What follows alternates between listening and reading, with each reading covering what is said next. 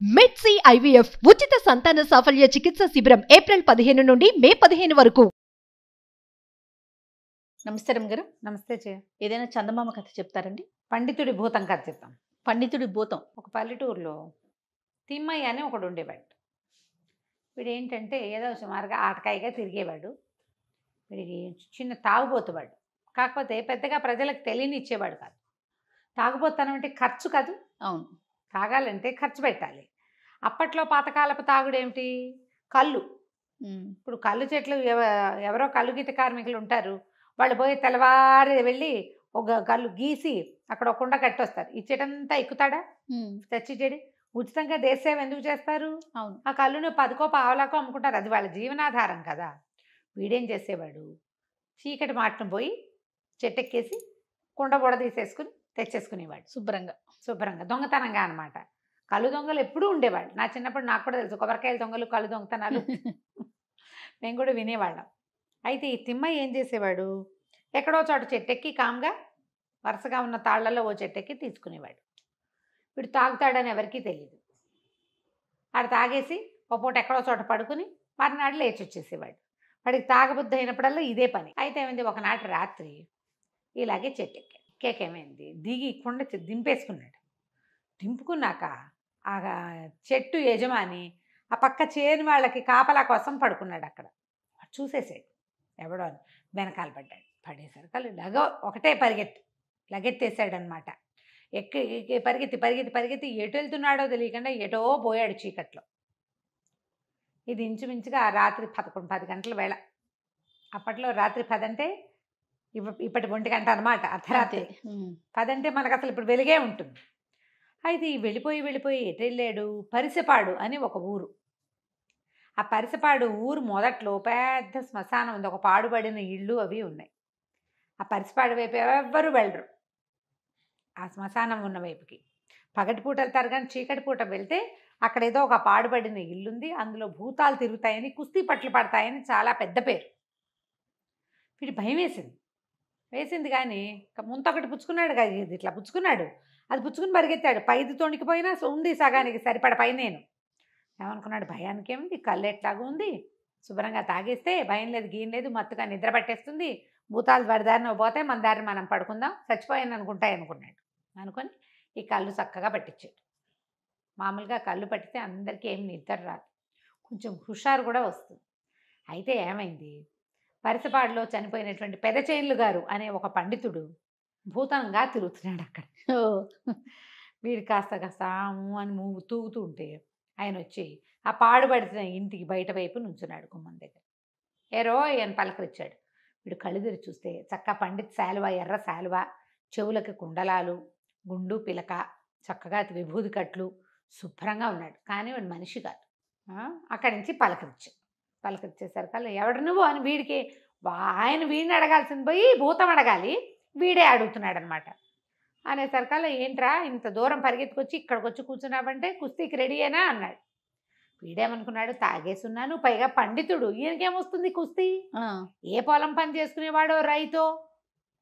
అయితే వాడు కాస్త కర్ర తిప్పడం వస్తుంది. ఈయనేం పెద్ద మనిషిలాగా ఉన్నాడు, గుండు పిలక ఈయనను, ఆయనకేం కుస్తీ వస్తుంది అనుకొని ఏమనుకున్నాడు, ఆ పట్టా కుస్తీ పట్టు అనేసరికల్లా వీడికి తెలియని విషయం ఏంటంటే, ఆయన అవడానికి పండితుడు పెద్ద చేన్లు గారే కానీ ఆయనకి చిన్నప్పటి నుంచి కుస్తీ ఇష్టం. చచ్చేదాకా కుస్తీ పట్లు పడుతూనే ఉన్నాడు ఆయన. ఓహో. చచ్చిన తర్వాత ఆ కుస్తీ తీరక ఎవరైనా దొరికితే వాళ్ళతో కుస్తీ పట్లు పడతాడు. ఇద్దరు కలిసి కుస్తీ పట్టారు. ఆయన నిమిషానికి ఒకసారి వీడిని ఎత్తి పట్టుకుంటుండా, బిగిస్తుండా, నేలకేసి కొడుతుండా, ఒళ్ళు హోనమైపోతోంది. ఈ పరిసపాడు సాయంకాలం వేళ వచ్చిన వాళ్ళందరికీ రాత్రి ఒళ్ళు హోనమైపోయి ఏ డొంకల్లోనో దొరుకుతారు వాళ్ళ ఒళ్ళు వాళ్ళకి ఈ భూతాలతో కుస్తీలు పట్టి. కొన్నేమో ఏడిపిచ్చుకు తింటాయి, కొన్ని కాల్చుకు తింటాయి, కొన్ని కుస్తీ పట్లు పడతాయి. వాళ్ళకి ఏంటంటే గెలవలేని వాళ్ళు చనిపోయాక భూతాలు అయిపోతారు. ఈయన ఎక్కడ ఓడిపోయాడో, పండిత్ సభల్లో ఓడిపోయాడో, కుస్తీ సభల్లో ఓడిపోయాడో, మొత్తానికి ఈయన భూతంగా ఉన్నాడు చేన్లు గారు. అక్కడి నుంచి ఇక మామూలుగా లేదు, భయం వేసేసింది. వీడు చచ్చిపోతాను అనుకున్నాడు. ఓ పక్కన కళ్ళు తాగేశాడు. పెద్దగా బ్రెయిన్ ఏమన్నాలంటే బ్రెయిన్ అండ్ హ్యాండ్ సింక్రనైజేషన్ కుదరటల్లా వాడికి. బ్రెయిన్లో ఉంది ఇలా పట్టుకుని ఇలా మెల్లి తిప్పాలి, అలా చేయాలని.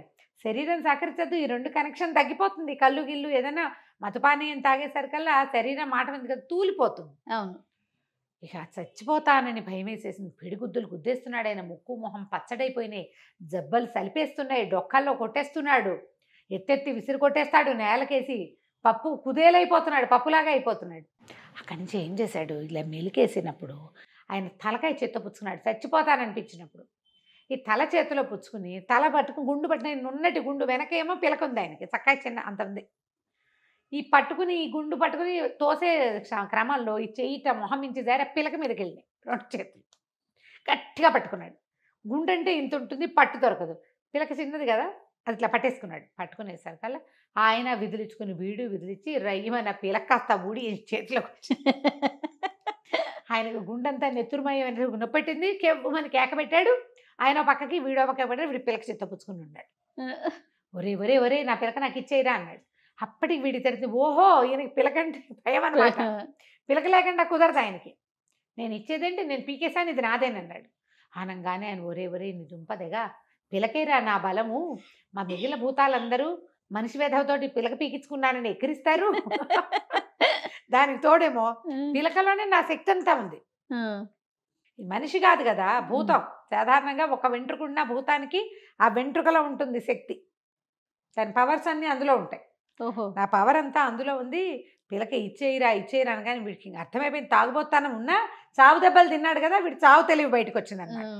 వీడు నేను ఇవ్వను కాక ఇవ్వనన్నాడు. అనేసరికల్ నీ బతిమలు ఆడుకున్నాడు ఆయన. ఒరే ఇక్కడ మంచి బ్రహ్మాండమైన ఇది ఉంది, లంకె బిందెలు ఉన్నాయిరా, లంకె బిందెలు మామూలు బిందెలు కాదు, ఖజానాలు ఉన్నాయి ఇవి శుభ్రంగా, వాటి నిండా నవర్సులు సౌరీలే, కడ్డీలు అన్నమాట, కడ్డీలు నవర్సులు ఉన్నాయి, చక్కగా తెచ్చి పెడతా. మంచి ఇత్తడి బిందె ఒకటి ఉంది, అది తెచ్చి పెడతా, అది ఇచ్చేసి అది తీసేసుకుని నేను పిలక నాకు ఇచ్చేసేయరా అని తీసుకొచ్చి చూపించు. వీడేమనుకున్నాడంటే సరే ఇక్కడి నుంచి ఎలాగో చావు దెబ్బలు తిన్నాం, ఈ మా మొహరీలున్న డబ్బా కనుక పట్టుకెళ్ళిపోతే, బింది కనుక పట్టుకుపోతే శుభ్రంగా రాజా మహారాజాలాగా బతకచ్చు.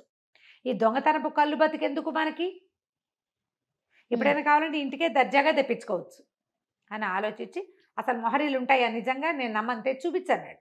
ఆయన ఏం చేశాడు, లోపల పరిగెత్తుకుంటూ పోయి ఎక్కడి నుంచో పోయింత ఇత్తడి బిందె తెచ్చాడు, పెద్ద సైజు, ఈజీగా ఒక 10-12 లీటర్ 15 లీటర్ల దాకా పడుతుంది ఇంత బిందె. దాని నిండా మొహరీలే గలగల గలగలలాడుతున్నాయి, ఇంతంత కడ్డీలు అంతంత బిళ్ళలు. తీసుకొచ్చి చూస్తే కళ్ళు తళుక్కుమన్నాయి వీడికి. ఏ బాబా ఎంత బాగున్నాయో అనుకుని, కానీ ఇప్పుడు గనక బిందె తీసుకుని పిల్లకి చేతికిచ్చానా ఈ బ్రాహ్మడు ఏం చేస్తాడో మన మళ్ళీ పవర్స్ వచ్చేస్తాయి, మళ్ళీ పవర్స్ వచ్చాక ఏం చేస్తాడు అని బాగా ఆలోచించుకుని, నేను నిన్ను నమ్మను, ఓ పని చెయ్యి, ఈ బిందెను మా ఇంట్లో చేర్చు ముందు, బిందెను మరి బిందె ఎవరైనా తలుపు తీస్తారా అన్నాడు. సరే నన్ను బిందెని రెండింటిని చేర్చు చూస్తానన్నాడు. అక్కడి నుంచి ఈయన అమాంతం వీడిన బిందెతో సహా ఎత్తుకున్నాడు. ఈ తిమ్మాయిని ఎత్తుకుని వాళ్ళ ఇంటికి తీసుకుపోయాడు. వాకిలి చిన్న ఇల్లు, వాకిలి తలుపు తీసుకుని వాడు లోపలికి వెళ్ళాడు, బిందె లోపల పెట్టుకొచ్చాడు. లోపల నా పవరే రే బాబాబు నా పిల్లకి ఇచ్చేయరా అంటే వీడికి ఏమనిపించింది, ఒక తమాషా చేద్దాం, ఎక్కడో పరిసపాడులో ఉండవలసిన వాడు మన వాకిట్లోకి వచ్చి నుంచున్నాడు. ఈయన చూస్తే పండిత వేషం, ఎర్రగా శాలువా, కాశ్మీర్ శాలువా, చెవుల కుండలాలు, గుండు, పిల్ల ఊడిపోయింది అనుకో అయినా కూడా గుండు, పట్టివర్ధనాలు, చక్కగా విభూతి కట్లు, కాళ్ళకి ఏమిటో గండపెండరాలు అవి కూడా ఉన్నాయి ఆయనకి. ఎన్ని చోట్ల సంభావనలు పొందాడో పెద్ద మనిషి. ఏమనుకున్నాడు, కాస్త తమాషా చేద్దాం అనిపించింది, కానీ భయం వేసింది వాడికి. ఇక్కడ దాకా వచ్చిన వాడు నువ్వు నన్నేం చేయకూడదు మరి అన్నాడు. ఏమీ చెయ్యనురా, నా పిల్లక నాకు ఇచ్చేసి నేను పోతానంటే వీడేం చేశాడు, ఒక్క గంతులో ఇంట్లోకి వెళ్ళిపోయి ఆ పిల్లకని తలుపు సందులోంచి గిరవాటేసి తలుపేసేసుకున్నాడు.